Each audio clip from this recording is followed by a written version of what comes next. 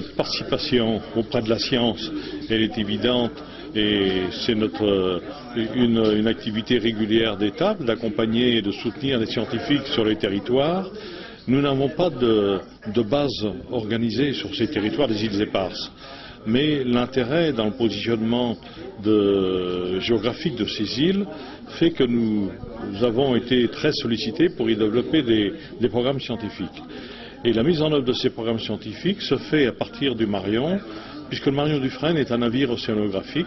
C'est d'ailleurs le premier navire européen océanographique. Il est composé quand même d'un ensemble de laboratoires, de 650 mètres carrés de laboratoires.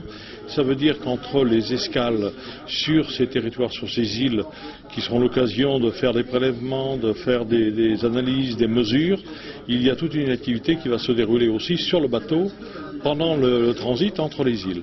Et c'est l'intérêt d'implanter la recherche scientifique sur le territoire des îles éparses qui est non organisé pour la science, à la différence de tous nos autres districts qui sont bien connus, qu'on appelle la Terra Delli bien sûr, et les 3 districts du subantarctique, Crozet, Kerguelen, Amsterdam, Saint-Paul.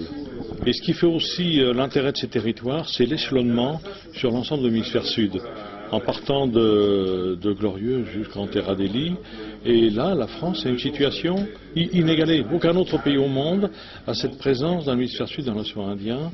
Et c'est véritablement quelque chose qui est une richesse pour la France. À nous de l'exploiter au mieux, parce que la communauté scientifique internationale attend de ces territoires une évolution de la connaissance. Et nous sommes là pour justement faire en sorte que cela puisse se dérouler.